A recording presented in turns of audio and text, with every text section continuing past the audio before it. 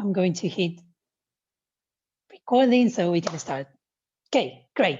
People might join probably as we go along, and that's completely fine. So welcome everyone to our webinar on top tips for nonprofits to generate innovative and feasible social enterprise ideas. This is part of a new webinar series that we are running on generating new income streams for your nonprofits. So thank you very much for being here today with me.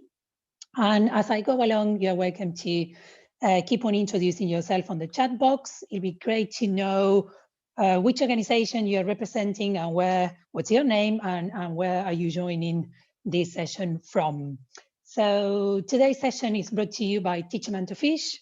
We are a UK-based charity nonprofit, and we are guided by a simple, all-encompassing mission, which is to empower young people with the skills that they need to succeed in work, life, and in education. So for the last 15 years, we have supported more than 300,000 young people around the world and work with educational institutions to supporting them to come up with businesses that are profitable and educational at the same time. So my name is Paola, and I'm a senior manager, and I'm a coach as well, and I'm really, really passionate about capacity building and professional development.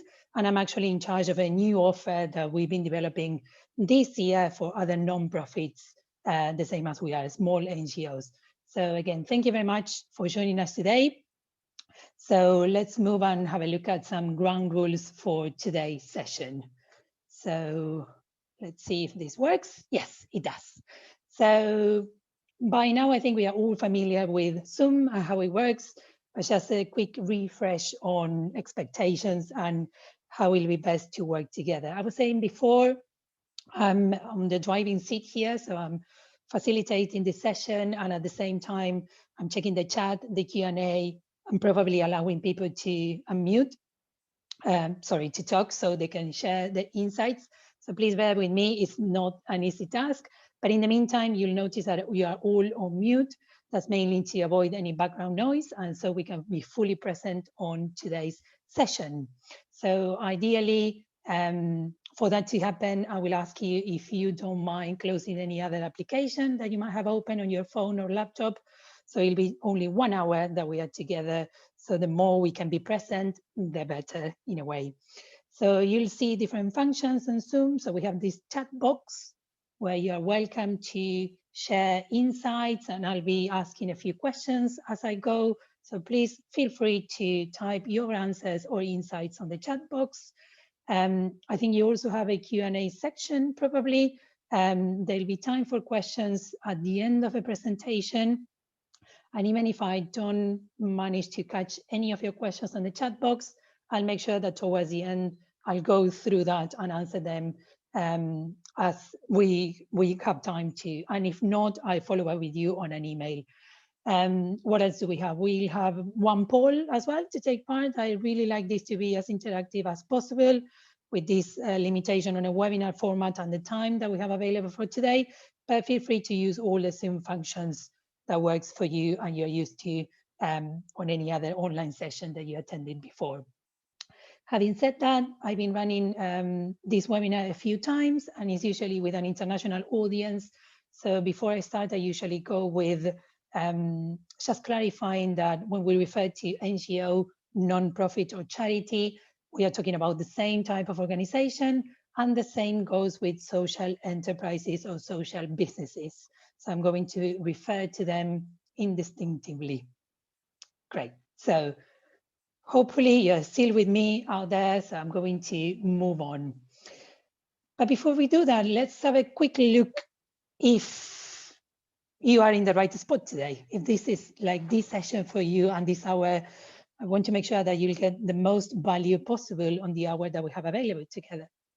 So that will be the case if you want to create new income streams for your organization, but you don't know where to start.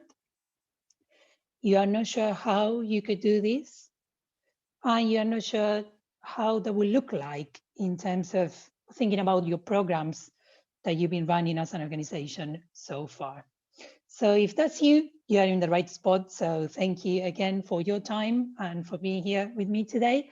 So before we move on, I just wanted to ask you and check, why is it that you want to create new income streams for your organization? What's the reason behind why creating new income streams? And I'm going to allow a few seconds for you to share on the chat box, and I'm going to be checking that so we can get to interact together, and you can share what's the reason, why would you like to create or are interested in creating new income streams for your organization.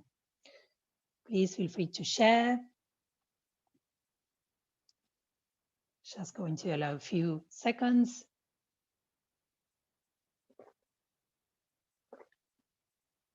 Thank you, Daniela. I can see on the chat. Really nice meeting you, and thank you for being here. And thank you as well, Fokosile. Sorry if I'm not pronouncing it correctly. Based in Coventry. Great. Great. And you work in Africa and Asia. Thank you. Thank you for introducing yourself. Alexandra says, need diversify funding. Great. Thank you, Alexandra. If you'd like to share, this is so we break the ice together, and for me to have a sense of what you're looking for to get from today's session. Daniela is saying to depend less on donor-led funding and agendas and increase unrestricted income. Great, thank you, Daniela. Julian, we have lost a few income streams due to COVID, and we need greater breadth of income. Exactly, thank you, Julian. Same goes, I think, probably for the majority of us in the charity sector. Stephanie, to increase sustainability. Great, thank you, Stephanie. You're bringing an important topic, which is about becoming sustainable.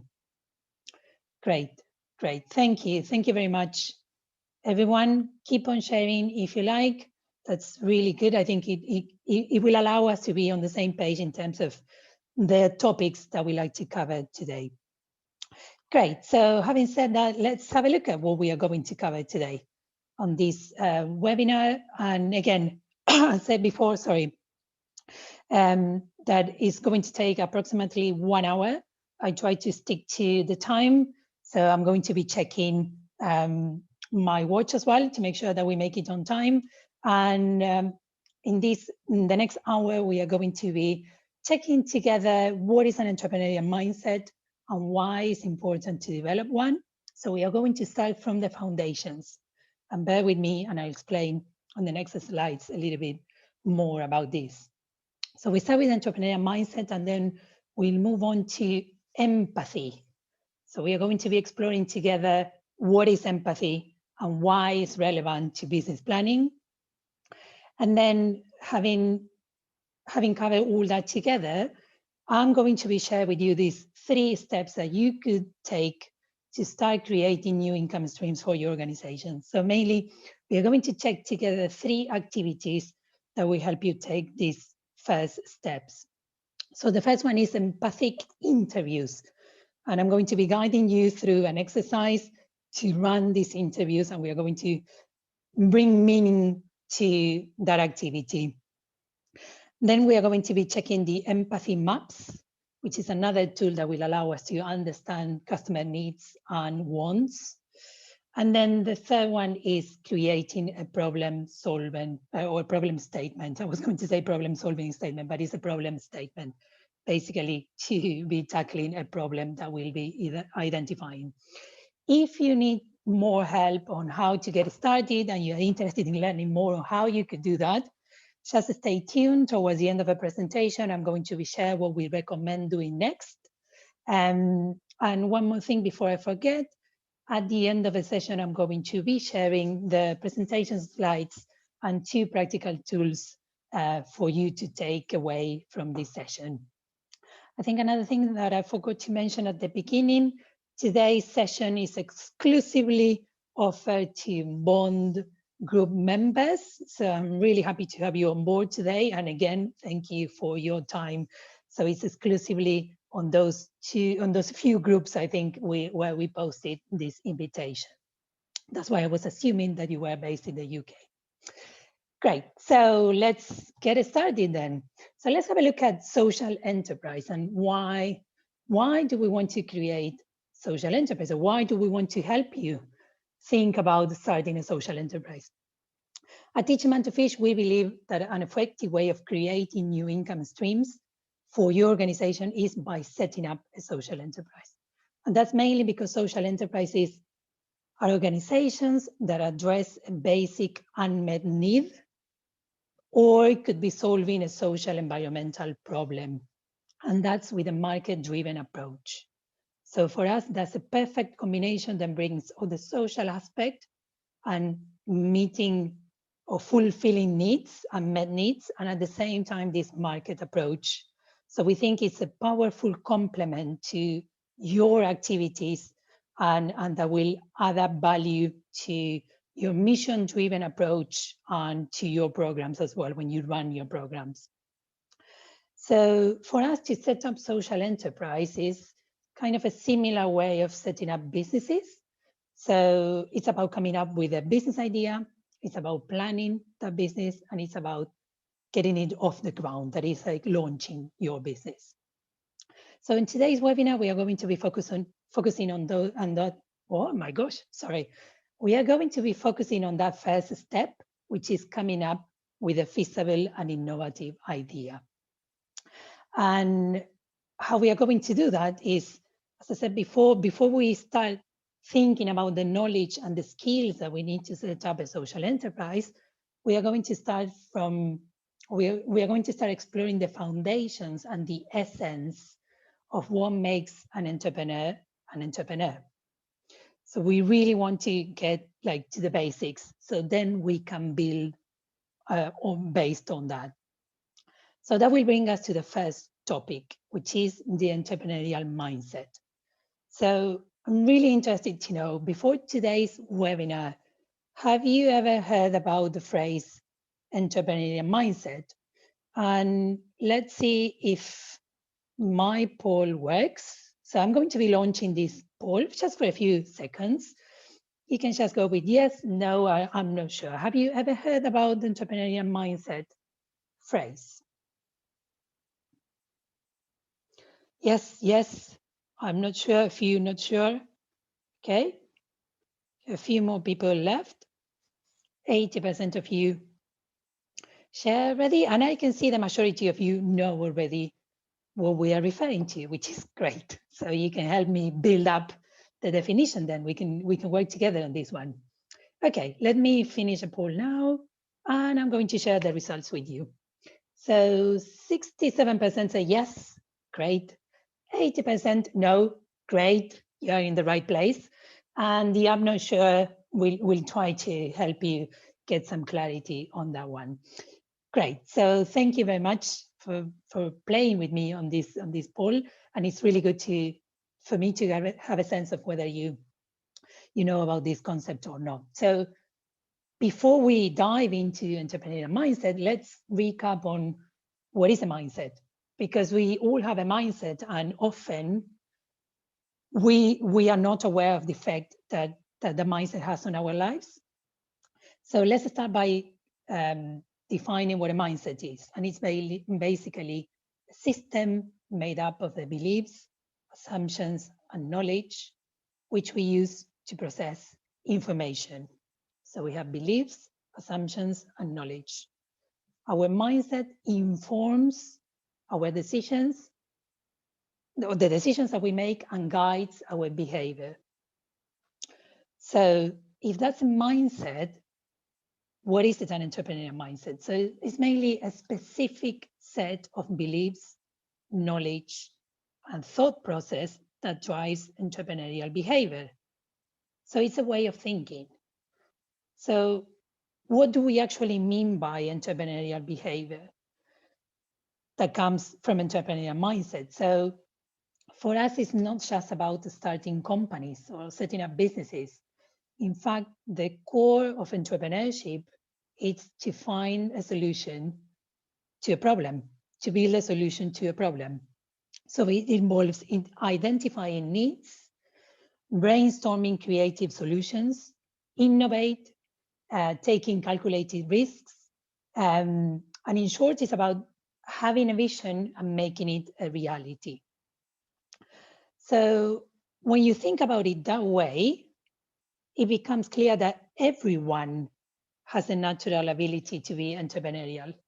And we usually share this example, like when we are children and we are trying, when we like to learn, or when we are trying to learn how to walk, we get up, we fall down, we get up, and we try and we try and try until we successfully like start walking on our own. So this is the same, like that mindset of keep on trying despite the failures and learning from that is what we are trying to promote when we talk about entrepreneurial mindset. So that's just one example in terms of entrepreneurial behavior. So I know we are short on time, but I'm really, really keen on knowing from you if you can think of any other example in terms of applying this entrepreneurial mindset on your everyday life, just to demystify this idea that you be an entrepreneur only if you set up businesses, which is what we are trying to do here today. So feel free to share on the chat box if you can think or would like to share any other example. In the meantime, let's have a look at what are the characteristics of people with an entrepreneurial mindset. So, and for us, it's important to cover this because developing an entrepreneurial mindset is at the core of what we do.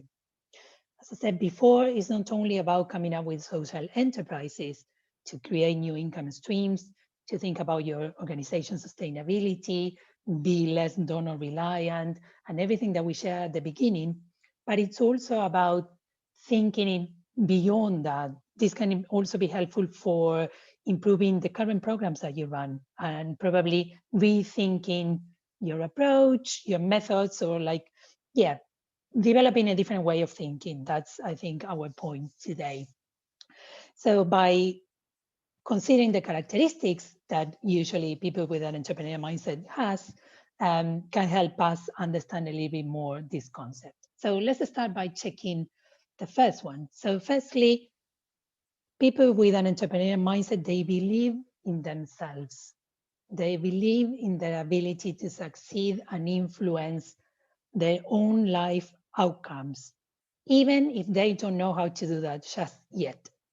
So it's about this self-belief that you can influence your outcomes. Secondly, it's about having a purpose. It's about understanding that you can create value by making yourself useful to others. And I think this is like closely linked to identifying these needs and making yourself available to trying to solve a problem that you identify. Thirdly, it's about seeing problems as potential opportunities. And for that, to turn problems into opportunities, you need to be highly resilient, resourceful, and solutions-oriented. Those are key words as well for us, and as well as follow through with your plans. Let's have a look at the fourth one. It's about being empathetic. It's about your ability to imagine how somebody else feels.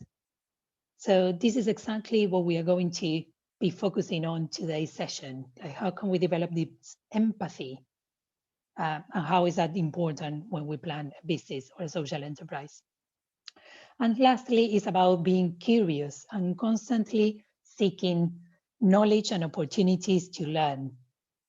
So usually people with an entrepreneurial mindset are not afraid to put their ideas out there, test them, get feedback, and see how that goes.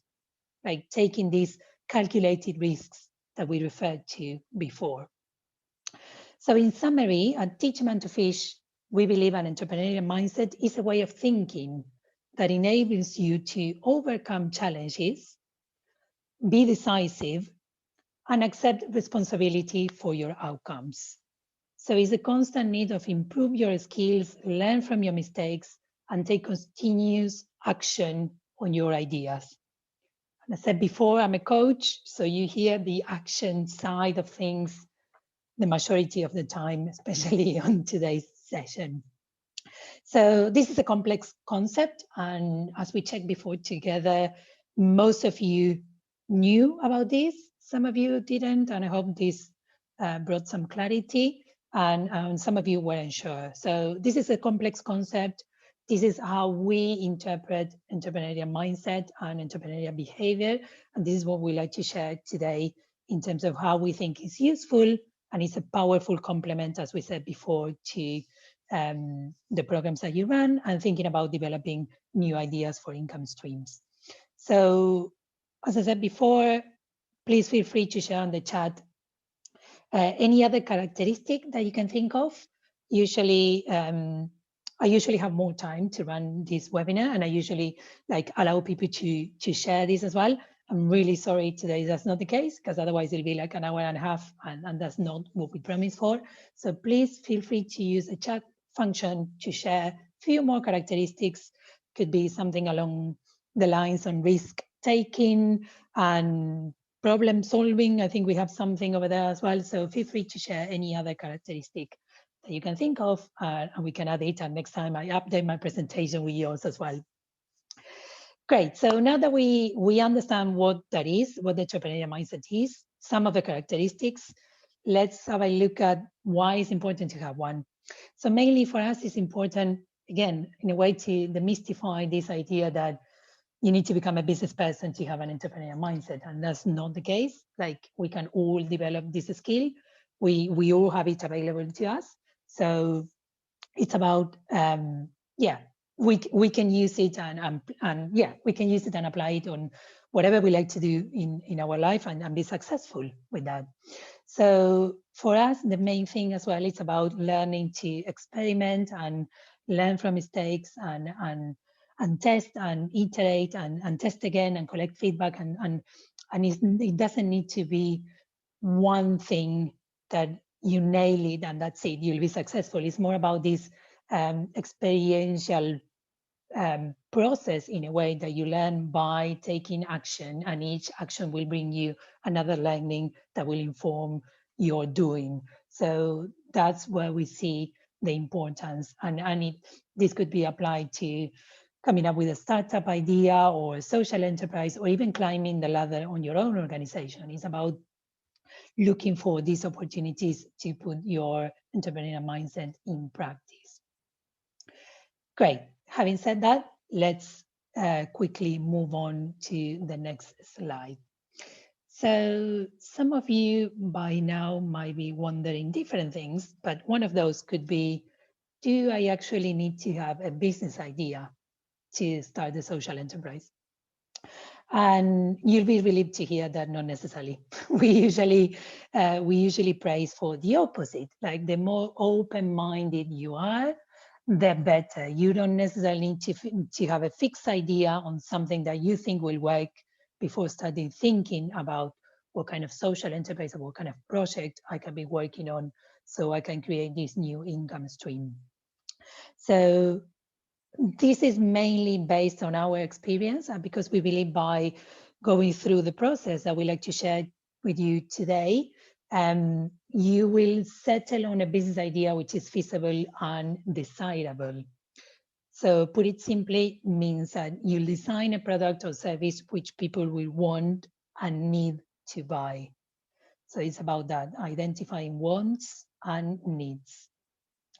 So from our experience, it doesn't go that well when you create a one-size-fits-all solution without considering what the needs are, or without, again, you'll see later, but without these empathy skills in practice, because then whatever you'll be coming up with, it'll be something based on assumptions, or probably not the necessarily research that will give you some insights, that will give you a clue that you'll be successful. So it's about identifying those needs first.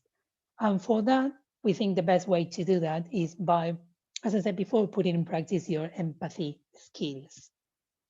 So let's have a look together at what empathy is, because I'm referring to that consistently. So let's make sure again that we are speaking the same language in terms of what we mean by empathy.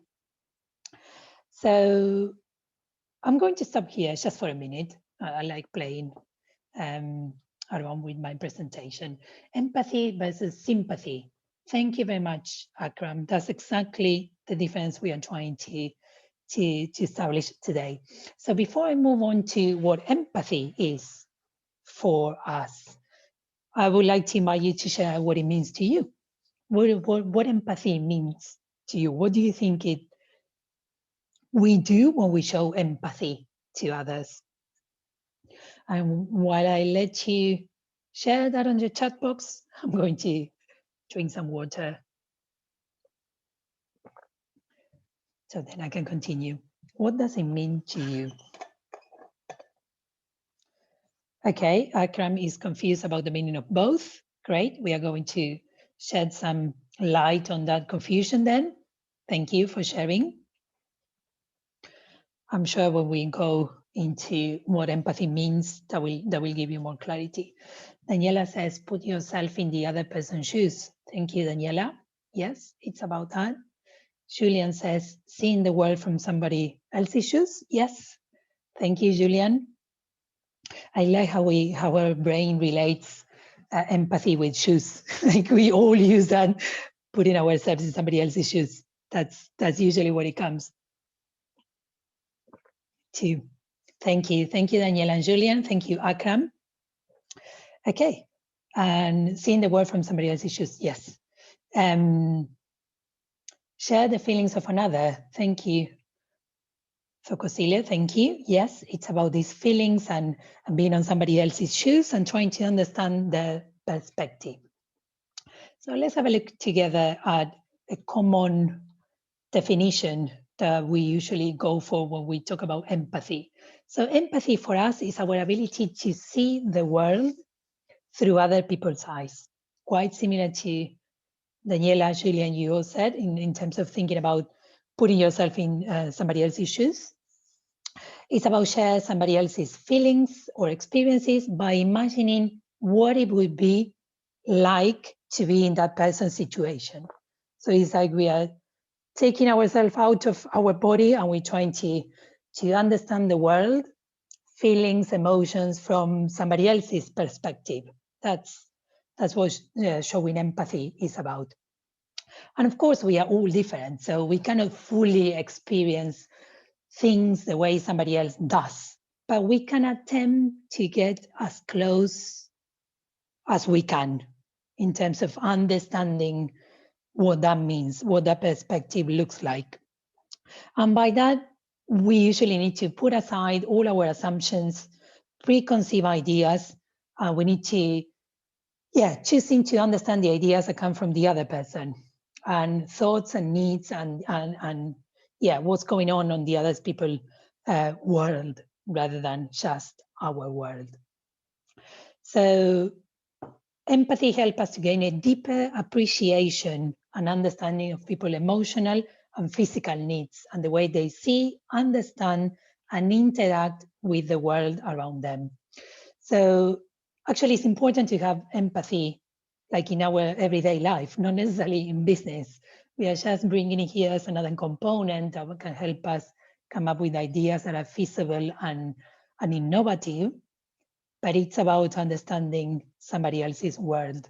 And I will say it again, removing our preconceived ideas and assumptions and trying to get as close as we can from that perspective of the world.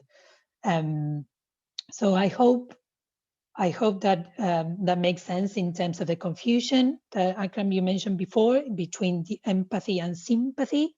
Sympathy is more associated with showing pity, and we'll see later. So empathy is more like understanding the somebody else's world and perspectives and ideas and thoughts and feelings.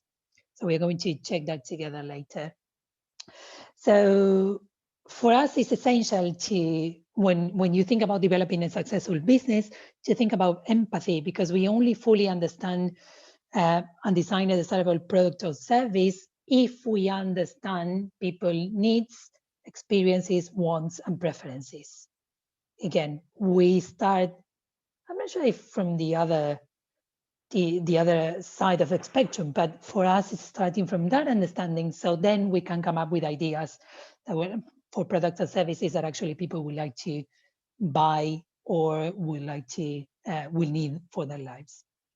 Or sorry, in their lives. Okay, so let's have a look at how they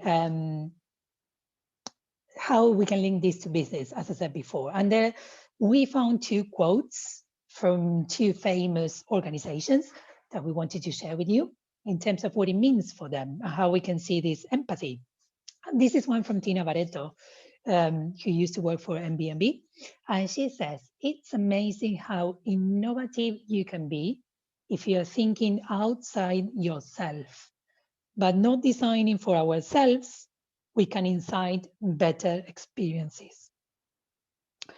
So I'm sure I'm going to be a little bit repetitive today on my message, but I'm sure it's getting to you somehow in terms of understanding somebody else's need or the community we like to serve, our potential customer needs and wants, so we can actually come up with an idea that'll be, they have higher chances, to be successful.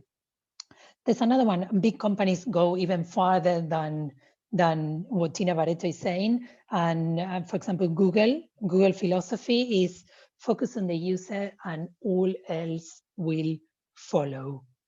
So again, I think that kind of says it all in terms of focusing or where we need to put our focus. And it's mainly on the user, and it's mainly on those communities or group of people that we like to serve, and try to find a solution to the problems that we identify.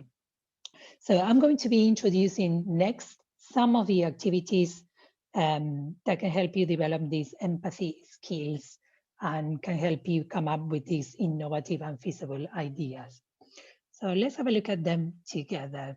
The first one is empathic interviews, and we are going to be sharing some example questions. For us, a good way to start to learn more about the needs and understand the problems that people in your community are facing is by carrying out interviews. So you might be already familiar with conducted interviews as part of traditional market research methodology, which mainly aims to collect facts. For example, the amount of food that people eat. That's an important aspect of the market research. We are not saying that's not relevant, but it's not necessarily what we like to do at the beginning. So that's something that you do later in the business, this market research, to collect facts. Before that, we think it's useful to start with empathic interviews or empathic research. And the main difference is that this is more about understanding the needs and the wants, as I said before, rather than facts. For example, or behaviors, like for example, why people are staying at their home watching TV rather than doing something different. So it's about understanding those patterns rather than the facts that we referred to before, or that we can usually get with any other normal or traditional market research. So the first step for us is to draft some interview questions. So I'm going to go through a few examples for you, and this is something that I'm going to share as a takeaway as well. And remember that I'll be sharing the presentation slides and these examples and some templates as well, or this example in a form of template, so then you can play around with the questions. You don't necessarily need to follow exactly what we are showing you today, but it's a good start, and it could help you to come up with some other questions. So let's have a look at them together.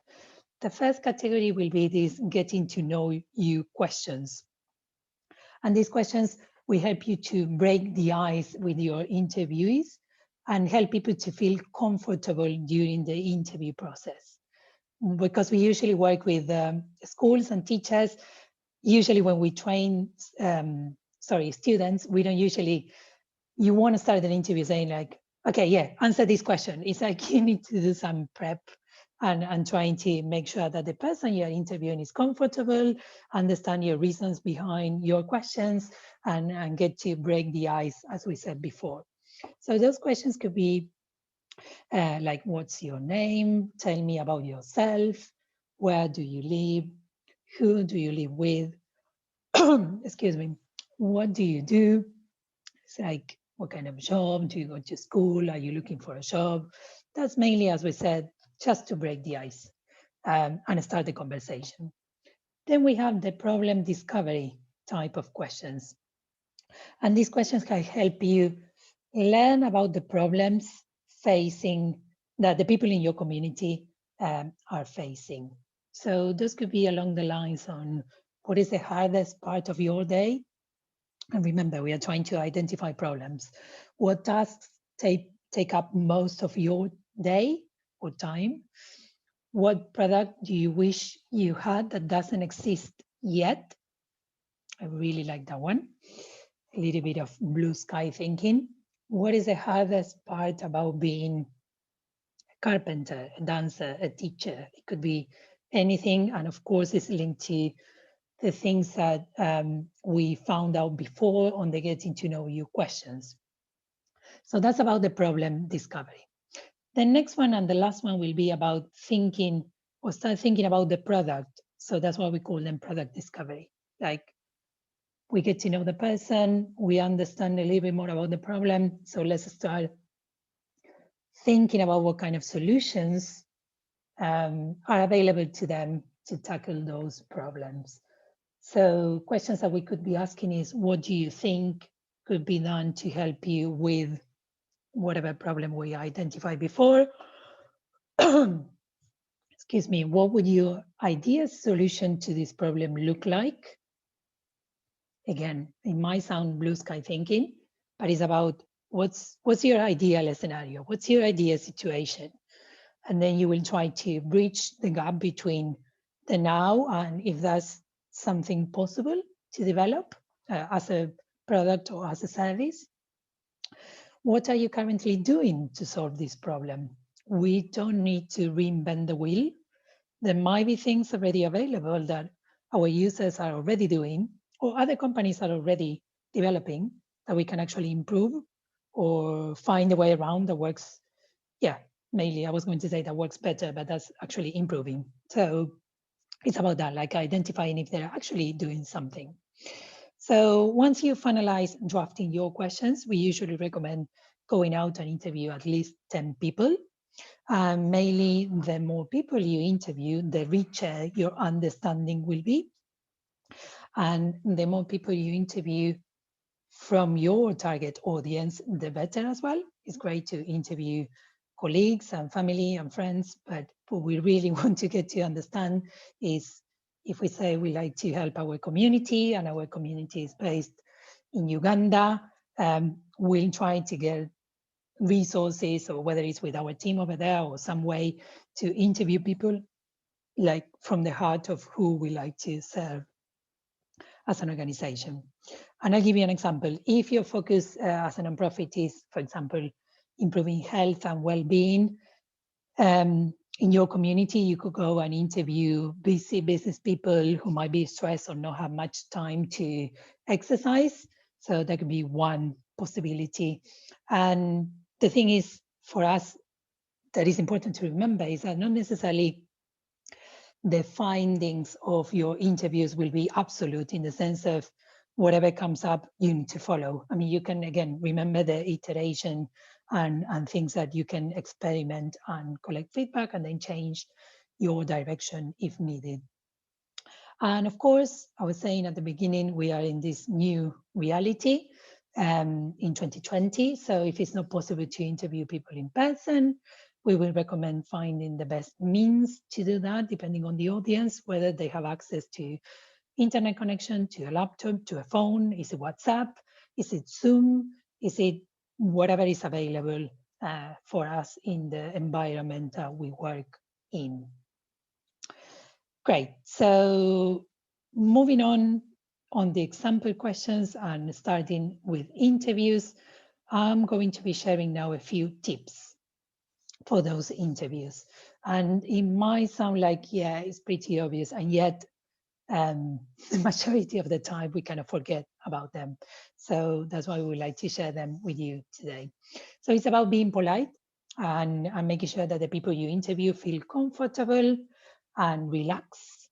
And at the beginning, explaining who you are, what, why you're asking those questions, and thanking them for their time. So it's this little intro that usually makes all the difference for people to open up and share things in a way that they wouldn't have thought so. So it's again about showing these empathic skills. So the next one is about making notes and on what your interviewees say and do. And this is mainly just to make sure that you record it some way. It could be the easier ways to take notes. If you're going to record the session or the interview, we usually recommend asking for permission because you will need to get people's consent on that. And again, the explanation of what you'll do with that information is key if you were to be thinking about that option. But writing notes, like trusting your memory, I can tell you from experience, doesn't work. So let's make sure that we make notes and write down our findings. Oh, excuse me. The next one is keep an open mind and don't be judgmental. And here where it comes the empathy versus sympathy.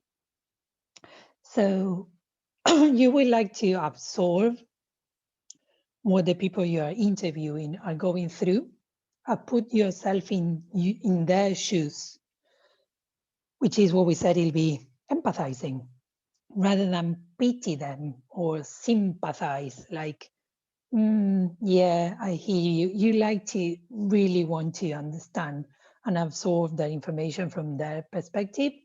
So that's, I think, when we touch again on the difference between empathy and sympathy. And by the way, I think I've seen I've seen a comment on the chat. So, okay, yes, Akram, I can see. Thank you. I just wanted to make sure, sorry, that we covered that one. So the next one, if my presentation works, yes. So it says, show active interest with body language. So yeah, it's mainly about like being truly curious and showing that interest. Like it's not a tick off exercise. You really want to find out more about that person. So it's about being honest and sharing that with your body language as well. And usually the example that comes with body language is like you wouldn't go like with your crossed arms and like this defensive position or like where like, yeah, I don't care. It's more about like making sure that everything is aligned, your intention and your body language as well. The next one is about taking your time and ask follow-up questions as needed. Yeah, it's about, again, understanding what's really going on somebody else's world. And the last one is about looking for patterns in what people are telling you. Are any common themes or differences? Like this is like the more interviews you carry out, the more you'll start realizing that people often say the same. So it's about looking for those patterns, or once you identify them as you go along, probably bring them up as part of your interview questions to see if that's relevant to everyone in your audience. Great. So I think that's it in terms of a first activity. So in a nutshell, it's about putting yourself in somebody else's shoes, as we said before, and it's about truly understanding the problems, feelings, and experiences without any judgment, and talking and listening to people so we get to understand those problems, challenges, and needs so we can kind of start developing ideas that can help them solve those.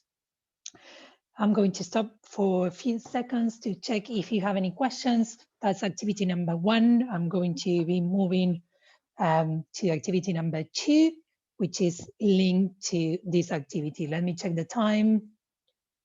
Yes, we are okay. Does anyone have any questions so far? Please feel free to write on the chat. Just need to make sure that I make it on time. Great. So again, if you have any questions, I can pick it up later. I'm going to continue. And the next activity is empathy maps. So I'm not sure if you ever heard about this before, but it's another tool that can help us bring all the information that we collected together.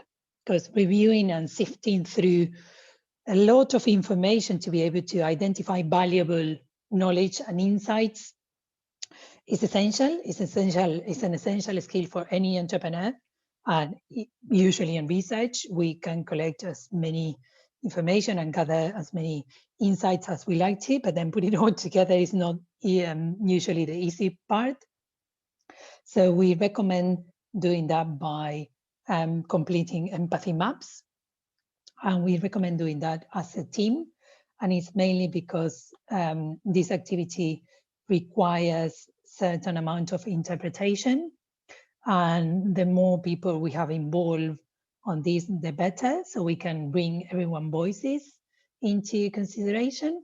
So again, it's okay if you like to do it on your own, but it'll get richer, or it'll be richer if you can bring your own team on board as well. So the idea is to draw an empathy map per people you interview. So if you interview 10 people, you'll be drawing up 10 empathy maps. And what an empathy map is a visual representation of what users say, think and feel, hear and see, and does. So it's like bringing it all together into this nice format where you can just draw it on a piece of paper, divide your paper into 4 different segments with a circle in the middle, and then we'll bring all the information that we collected from the interviews in one place. So empathy maps usually takes a whole new session to go through and explain how to complete it. And we have that available, but that's not the point for today. So I'm going to do my best to run you through the basics on empathy maps, so you leave with a sense of what is it for and how you can complete it. But again, going into too much detail today will take up all our session. So I'm going to do my best to show you how to complete it. So let's start in the middle. It says interviewee or end user, and that's where you bring the name of the person you interview. It could be the name or the role of the person you interview. I don't know, a student, elderly, parent, business person. So that's what it goes in the middle. Then in the top left corner, you are going to note down things that people say on the interview. And this is like direct quotes and keywords that you catch from the interview or you caught from the interview that you really want to bring here. And I think key things that people said that you think are important to consider. So that's the says part. And then on the top right corner, we are going to bring things that people think and feel based on, again, the interviews that we run. And this is not as easy as the other one, because the other one is just keywords and quotes, whereas this one does require the interpretation of what, based on people share with you, what you think they might be thinking, what they might be feeling. And again, this is empathy 100% in practice, so that you can interpret those feelings and start thinking about ideas from that perspective.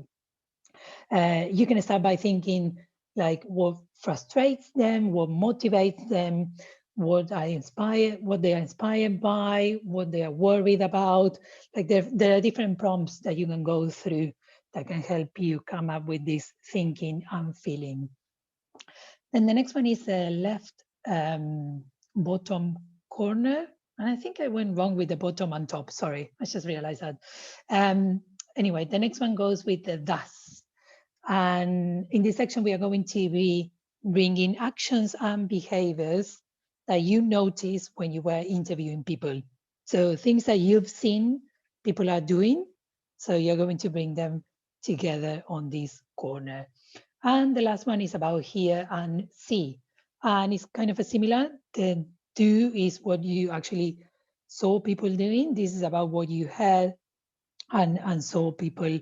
Sorry, this hear and feelings is not only that, but also thinking about what kind of, where people hang out and where do they get this, where do where they influenced by, if that makes sense. It could be social media, it could be TV, yeah, it could be different messages. So it's what influences them.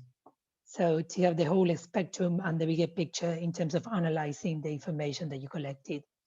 Going to quickly move on to the last section on the empathy map, which is about considering the needs and the insights. And these are key things. The needs are things like food and shelter, anything that supports lead of a safe and healthy life. For example, could be the need of good quality food, healthy food, affordable prices, or affordable places to exercise. In the example that we went before in terms of a healthy place for business people to relax. Whereas insights is that these little sparks that light a fire and help you come up with ideas. Like insights here are key. So to help your team find out these insights, we should usually look at the difference between what a person says, feels, does, and think. And then you will ask yourself why there is a difference. So this is relating the whole empathy map together, like the other 4 sections, and then notice if there is any difference. For example, it could be continue with this example on healthy places or available to people, like really busy people that doesn't have a chance to exercise and relax. It could be in our village, there are no places for people to relax and get healthy. So the nearest places are in the big cities, and that's very far away. So people don't have the time or the means to travel that far. So that's an insight that you take from your research. Okay, I'm going to show you quickly a completed example. And I truly hope this makes sense. I'm aware that I'm going a little bit fast on this section, but as I said before, empathy maps can take up a whole session entirely to explain how to complete it. But having said that, I'm going to share as well this example with the webinar handouts. So you can take your time and explore each of the sections with this example and see in which way it can be filling with the help of your team. So mainly what this tool help us do is put our customer first. So the customers are more likely to choose and buy products that meet their needs rather than just their wants, which is why this is a really valuable step. Again, by starting from that point, the chances of success in terms of coming up with ideas will increase. Does anyone have any questions so far? If you like to give me an okay, hands up, or raise hand, Julian, I guess it's for an okay. And if not, I can unmute you later and you can ask a question if you have any. Yeah, if you can give me a raise hand and a thumbs up, I appreciate. So yes, raise hand, great. So I feel I'm not alone. Great.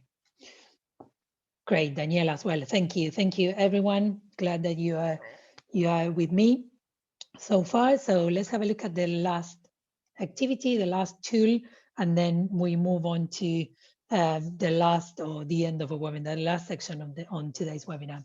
So the third activity that I mentioned at the beginning is about creating a problem statement.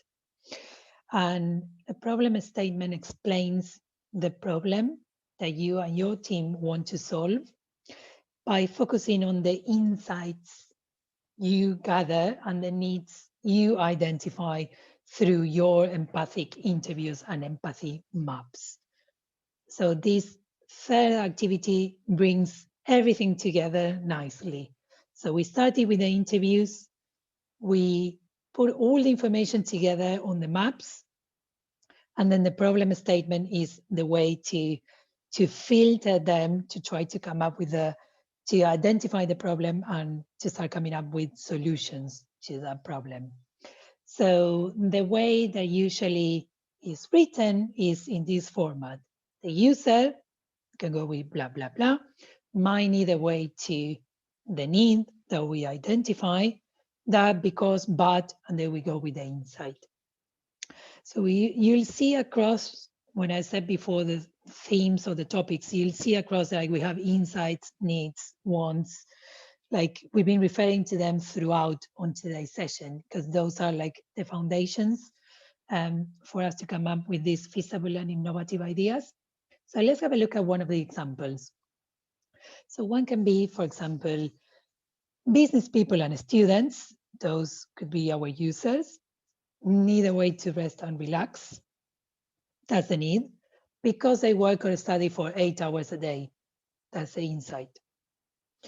Let's go with another one. Business people and students, our users, need a quick and affordable way to do exercise, which is a need, because traditional gyms are too far away and expensive. That's the insight. So you should try to make your problem statement based on the facts that you establish in the interview and your insights from the empathy map. So as I said before, it's putting it all nicely together. So you don't necessarily need to have at this point a solution to the problem. You're just writing it in a way that can help you come up and brainstorm solutions to tackle these problems identify. But this is, as I said, a sequential order to the base to start thinking about the problem, the idea, sorry, as way of solving problems that you identify. So I'm sorry, I'm minimizing what to do next, but I'm going to quickly recap on the 3 steps, and then I will allow a few more minutes if you have any questions. So let me quickly recap on the 3 steps. We cover empathic interviews as the first way of understanding and discovering what challenges people in our community are facing.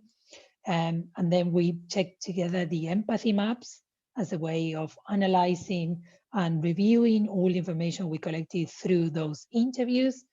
And then we put it all together nicely on a problem statement that help us identify our starting point in terms of brainstorming and coming up with innovative and feasible ideas for a social enterprise. So by doing that, we believe that you will design a product or service which people want and need to buy. And remember how we started the session saying that we won't necessarily base our ideas on assumptions or on research that we haven't conducted. So we like to start from understanding needs and other people's perspectives, so then we can start coming up with ideas. So let me quickly check. Does anyone have a question or something that they'd like to share? I'm going to check the time. I still have a few more minutes. Any questions? Is it clear? Are we all on the same page? If you like to say something, I can unmute yourself. I'll be happy to do that. And I just have one more, very helpful. Thank you, Julian. I just have one more, one more slide to go, and then I think we'll be done. Okay. While you think, if you have any questions, I'm going to move to the next one, which is actually really helpful. Thank you, Gemma, which is something that we wanted to share with you all, and we are actually promoting at the moment. So the next step will be, as I said before, with the problem statement. You don't necessarily need to have the solution at that point. So the next step after you've taken these 3 first one will be brainstorming different business ideas, conducting a SWOT analysis, just start filtering them, a feasibility study as well, and then you can go on to market research, competitor analysis, and start testing those ideas. So what I wanted to share with you, and just towards like as a wrap up for the session, and this is available to you as well, We are actually developing an online training on this for NGOs. So my invitation to you today is, if you're interested in taking this further, we are running a free trial session every Thursday at 4:30 UK time. That's open to anyone who would like to join us and find out more about how they can take the next steps and how we can help you do that. So that's for free, and it's available to anyone, as I said before, and it's on a rolling basis. So every Thursday, 4:30 UK time, we jump on an hour session where we get to know each other, and I can tell you more about what we offer on the online training, which I'm not going to do today. I'm just going to share this invitation to you. If you like to take the next step or take any step farther than this, you are welcome to join us tomorrow or any other Thursday in the next few weeks, so we can introduce you to how we are helping organizations to do that. Great. So my last one is a way to stay connected. So I'm going to share on the chat right now. It's the same each week, or new topics each week? Yeah, that's a really good question, Julian. The Thursday one, which is this free trial session, I would say, yeah, the content is the same because it's an introduction to our program. What comes out of the session is different because we have different people joining every week. So the conversation can be, yeah, can take different ways. But in terms of the content and how we introduce the program is the same. So on the program, there's a coaching approach as well. So we do that kind of coaching thing on the session, and it's a chance for everyone to get to know a little bit more about the program and get this live interaction with our instructors, which in this case for this one is me. So you hear more about yeah, what we do.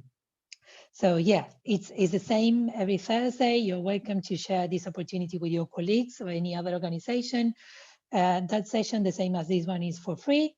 And we really want to help organizations just to think outside the box and go through a similar process that we've been going through ourselves. So yeah, you're welcome to join us. I'm going to share on the chat 2 things. If it's not working. Okay, let me share with you the website, teachmantofish.org.uk. That's the website. And if you go to that website, you'll find the link to this free session. I had my links handy before, but now with Zoom messing up my presentation today, I can't copy them anymore. So yeah, all the details are there. So if you are happy for me to share the presentation and the tools by email, I'll do that once we finish the webinar. And if you have any other questions, would like to share something, I'm happy to unmute you. Or if you really need to go, you're welcome to as well. Let me just thank you for your time and for being here today. It was a pleasure to have you. Thank you very much for being with me throughout the session, and it was great to have you. So I hope I'll see you again. Thank you very much. I'm going to stop recording now.